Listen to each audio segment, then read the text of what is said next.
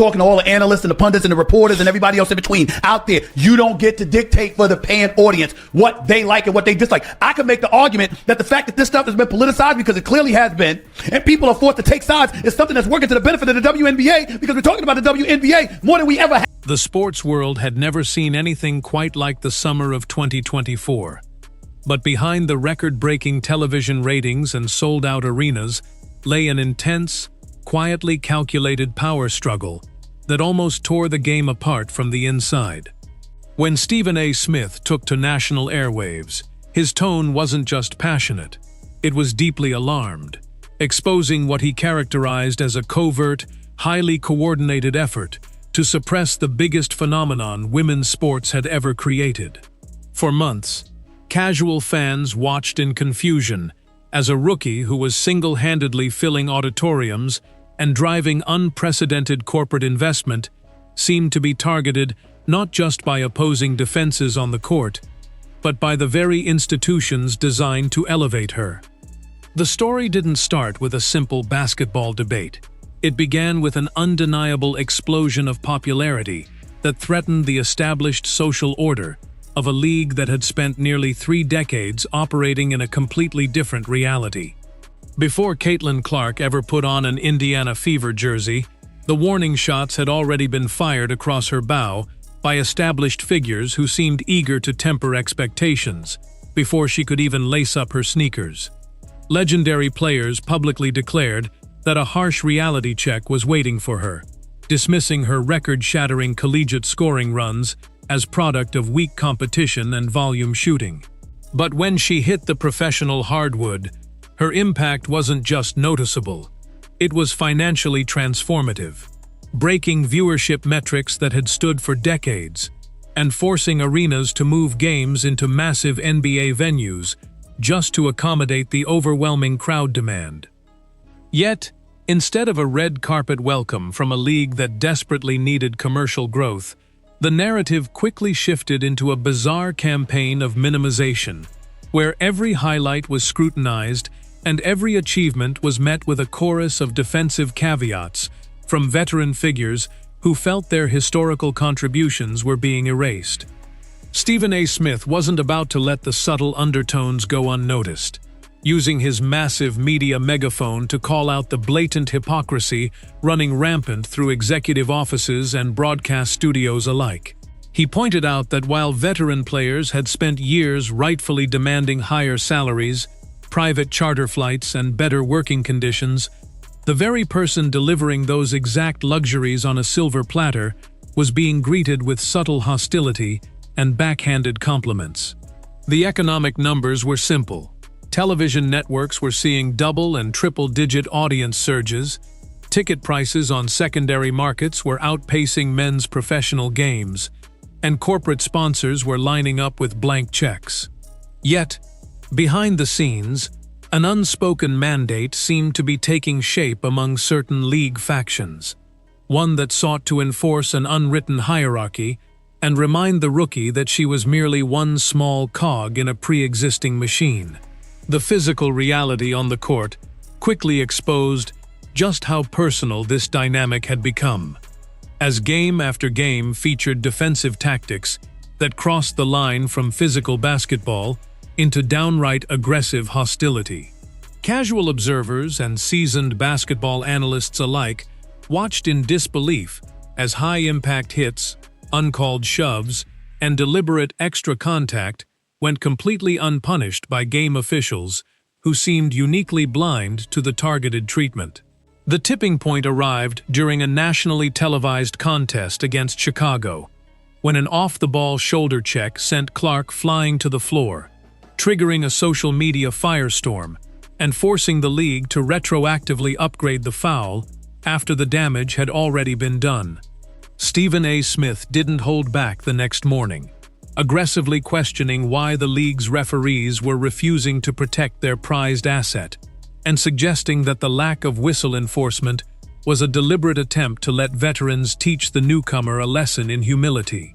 The narrative became even more complex when fans began analyzing the internal chemistry and coaching strategies within the Indiana Fever organization itself.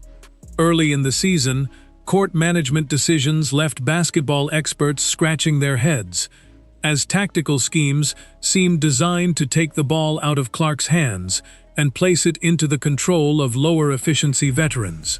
Viewers noticed a glaring lack of setting screens, reluctant passing on wide-open transition runs, and passive-aggressive body language on the bench that pointed to a locker room deeply divided over the unprecedented amount of media attention focused on a single rookie. Speculation raged that leadership inside the franchise was terrified of alienating established team members, creating an agonizing environment where the most talented playmaker on the floor was being systematically restrained by tactical indecision and subtle internal pushback. As the tension mounted, the battle lines spread directly into mainstream sports talk media, culminating in explosive, unscripted moments on major network broadcasts that laid bare the deep-seated resentment inside the basketball community. During one particularly heated debate on national television, Stephen A. Smith found himself locked in a fierce exchange with panel members, who insisted that Clark's popularity was being driven primarily by non-basketball factors, like social privilege and aggressive marketing. The conversation devolved into an uncomfortable confrontation that revealed just how deeply personal the discourse had become, as established media personalities openly bristled at the idea that a single individual could transform the sport's economic landscape overnight. Stephen A. Smith held his ground, accusing critics of hiding behind convoluted social commentary because they simply couldn't stomach the fact that an electrifying rookie had completely outshined the league's existing stars in terms of pure global appeal. The calculated efforts to contain this explosive rise reached an absolute crescendo when selection executives finalized the roster for the United States women's national Olympic basketball team. Despite leading the league in assists, drawing record crowds to every arena she stepped into, and bringing millions of new international viewers to the sport, Clark was left off the 12-woman squad headed to Paris. The official justification cited veteran international experience and tactical roster balance, but the public saw right through the polished PR response, recognizing it as the ultimate institutional snub. Stephen A. Smith tore into the committee's decision, calling it an unmitigated disaster for sports marketing and accusing basketball administrators of actively sabotaging their biggest promotional opportunity on the world stage, just to protect the delicate feelings of legacy players who didn't want to share the podium.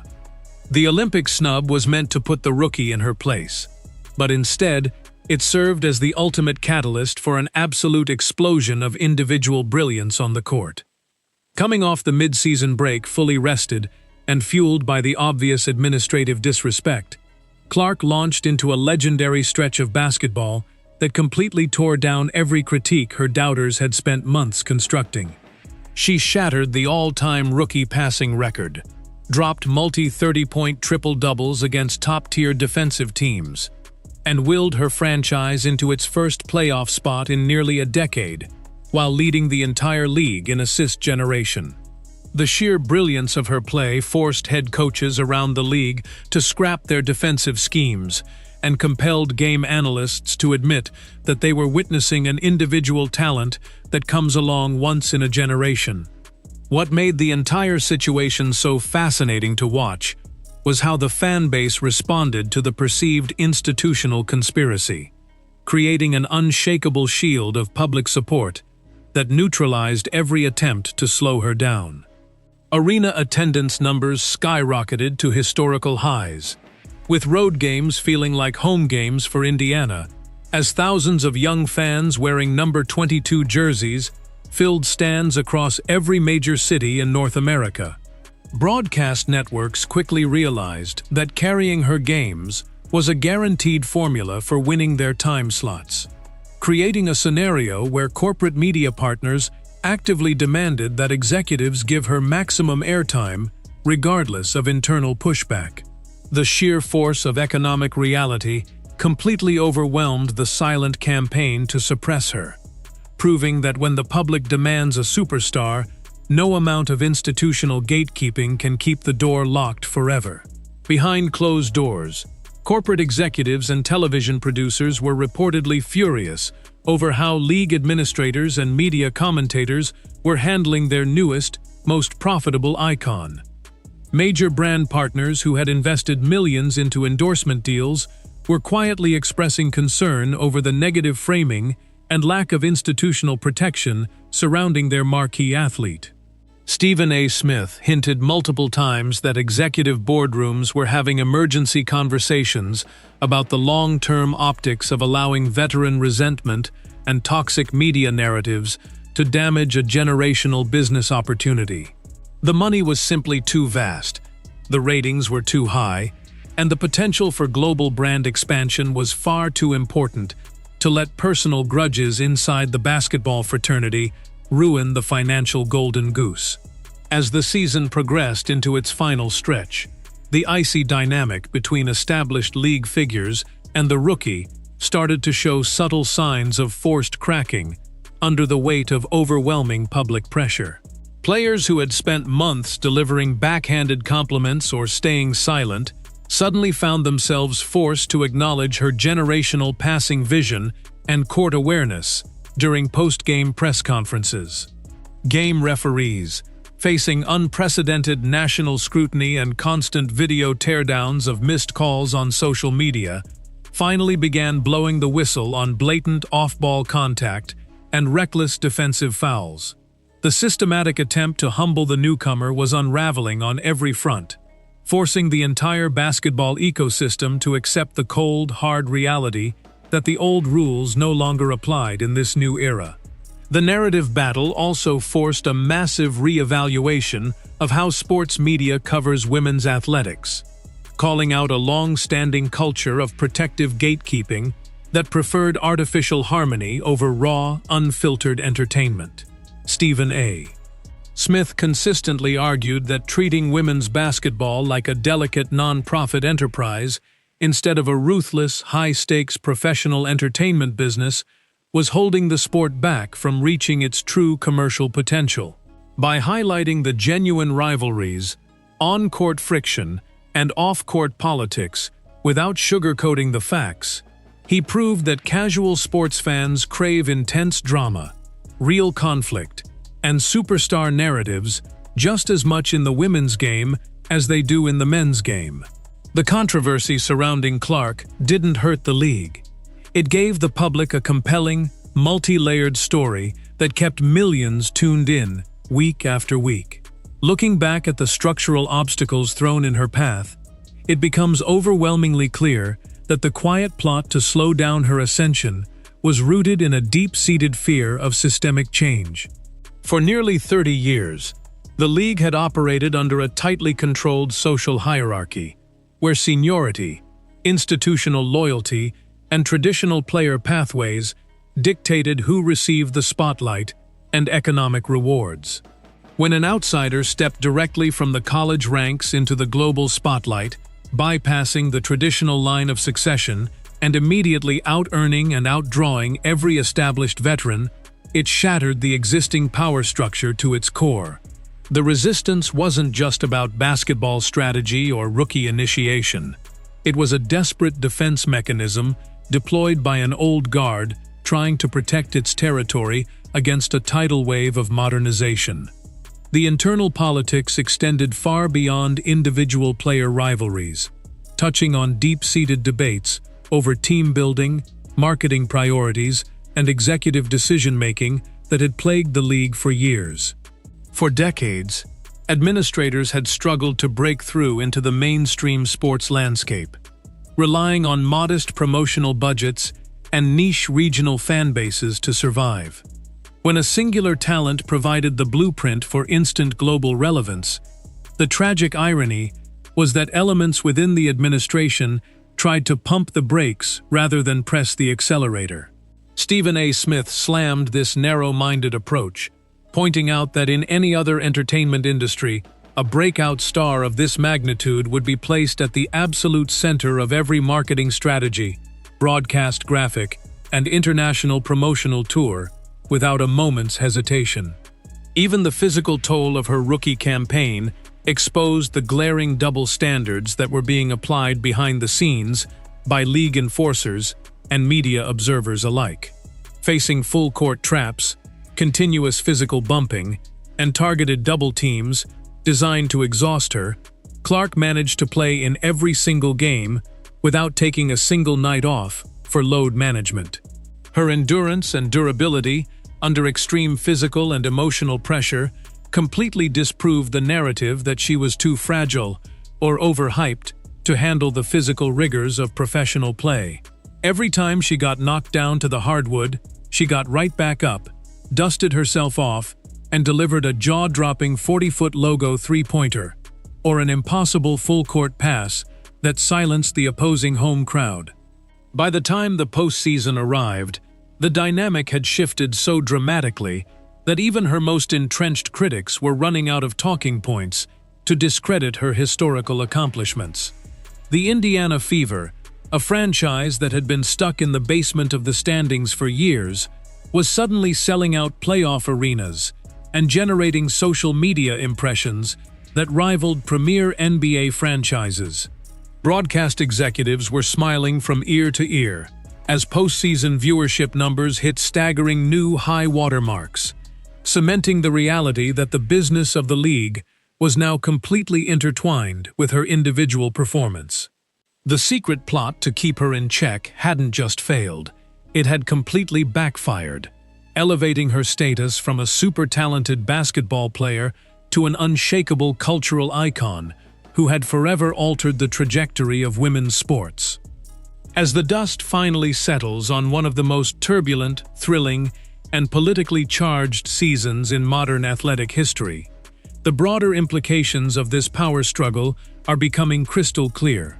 The league is entering a brand new era, one characterized by upcoming labor negotiations, massive multi-billion-dollar media rights deals, and unprecedented international interest that simply would not exist without this explosive cultural moment. Stephen A. Smith's fearless exposure of the jealousy, administrative pushback, and media hypocrisy served as a crucial wake-up call to an entire industry, forcing executives, players, and journalists to realize that you cannot control how the public chooses its heroes. The silent campaign to dim her light only made the fire burn significantly brighter, proving once and for all that true superstar power cannot be contained by boardroom plots or locker room envy. The journey of Caitlin Clark's rookie season will go down as a masterclass in resilience, a masterclass in overcoming institutional drag, and an absolute triumph of individual talent over systemic resistance. The hidden plots, the passive-aggressive commentary, the uncalled hard fouls, and the high-level snubs all became fuel for an unstoppable competitive engine that redefined what is possible for a modern female athlete. As the sport moves forward into an incredibly lucrative and high-profile future, the gatekeepers have been forced to step aside and accept a new reality where star power reigns supreme and talent dictates the terms. The war for the soul and economics of women's basketball was fought out in the open for the entire world to see. And when the smoke finally cleared, the rookie didn't just survive the gauntlet. She completely took over the kingdom. The sports world had never seen anything quite like the summer of 2024. But behind the record-breaking television ratings and sold-out arenas lay an intense, quietly calculated power struggle that almost tore the game apart from the inside. When Stephen A. Smith took to national airwaves, his tone wasn't just passionate, it was deeply alarmed, exposing what he characterized as a covert, highly coordinated effort to suppress the biggest phenomenon women's sports had ever created. For months, casual fans watched in confusion as a rookie who was single-handedly filling auditoriums and driving unprecedented corporate investment seemed to be targeted not just by opposing defenses on the court, but by the very institutions designed to elevate her. The story didn't start with a simple basketball debate. It began with an undeniable explosion of popularity that threatened the established social order of a league that had spent nearly 3 decades operating in a completely different reality. Before Caitlin Clark ever put on an Indiana Fever jersey, the warning shots had already been fired across her bow by established figures who seemed eager to temper expectations before she could even lace